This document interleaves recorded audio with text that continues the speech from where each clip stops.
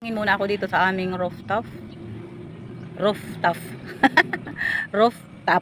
Ayan, pahangin muna. Ito, banderitas piyesta dito sa itaas namin kasi dito kami nagpapatuyo ng aming mga nilabhang damit. Ayan oh. Yan. Yan. Piyesta dito sa amin sa itaas. Talaga namang matutuyo ang mga damit mo dito kasi talagang ano sa araw. Exposed talaga sa araw. Yung mga decolor mo na damit talagang mamumuti yan kasi exposed talaga siya sa araw. Pero tuyong-tuyo naman siya. Pwera lang kung ulan. Ayan. Yan. Yung mga nilabhan namin. So, presko pa dito ngayong umaga pero mamaya-maya lang mainit na ito dito. Kasi ano sa araw. Yan. Ito lang.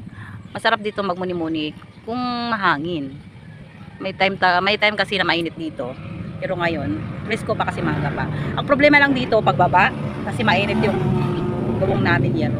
Kaya so far, dito muna ako ngayon. Nagmamasid-masid sa paligid. Kung anong mga kaganapan. Charar! Good morning to everyone!